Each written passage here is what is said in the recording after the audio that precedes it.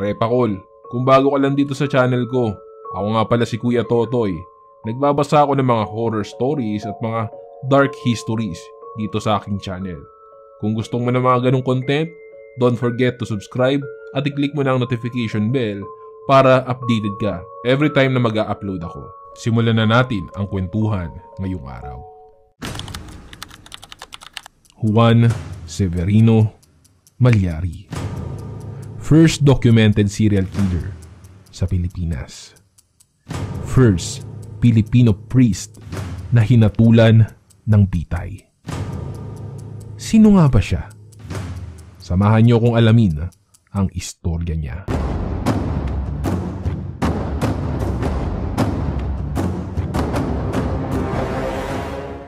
Nagsimula ang lahat sa misteryosong pagpatay sa Pampanga noong 1810. Isa-isang lumutang ang mga bangkay sa bayan ng Magalang.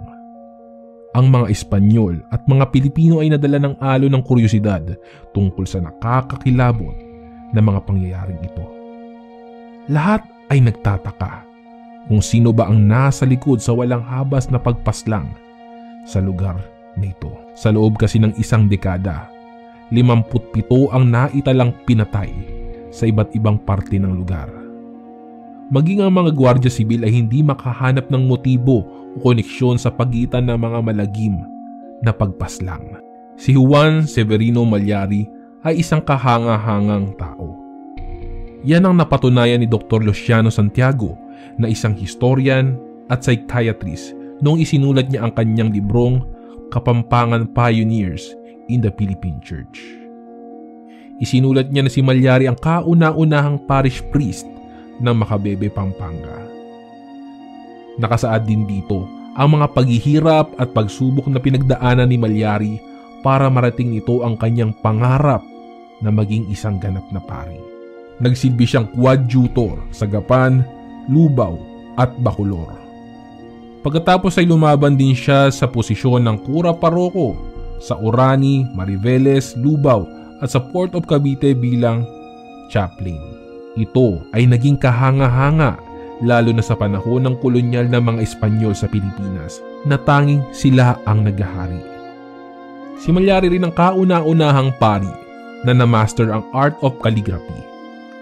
Ang Pampanga Quarterly Publication ay sinabi rin kung gaano kagaling maglagay ng mga palamuti si Malyari sa kanilang annual reports sa pamamagitan ng pagguhit ng mga ulap at mga anghel sa kalangitan.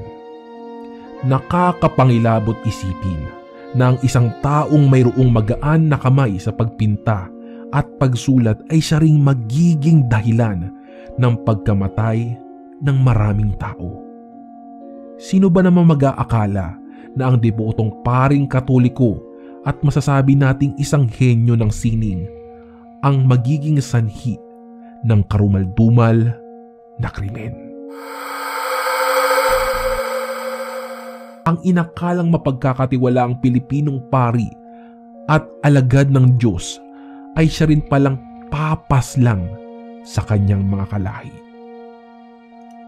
Marahil ang iba sa atin ay magtataka o magtatanong, likas na ba sa kanya ang pagiging masama o nagawa niya lang ito sa pagmamahal sa kanyang ina?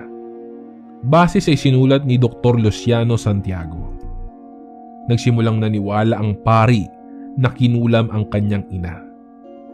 Sinasabi na matindi ang ginawang pangkukulam sa kanyang ina na nagdulot ng sakit. Inakala ng pari na ang pagpaslang ang magiging luna sa paghihirap ng kanyang ina. Dala ng emosyon at pagmamahal sa kanyang magulang, nagawa niya ang walang habas na pagpatay. Makalipas ang 10 taon, nagkasakit si Malyari. Binisita siya ng ilang residente ng komunidad hindi para mag-imbestiga pero para mag-abot ng tulong kay Malyari.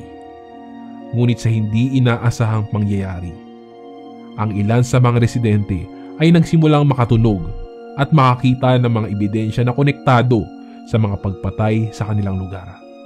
Nagsimulang magkaroon ng imbestigasyon at mabilis na kumalat ang balita hindi lang sa bayan ng Magalang, maging sa buong Pampanga.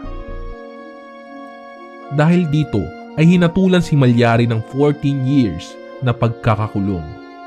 Ngunit pinabulaanan naman ito ni Dr. Santiago at sinabing dapat ipadala muna si Malyari sa mental health institution.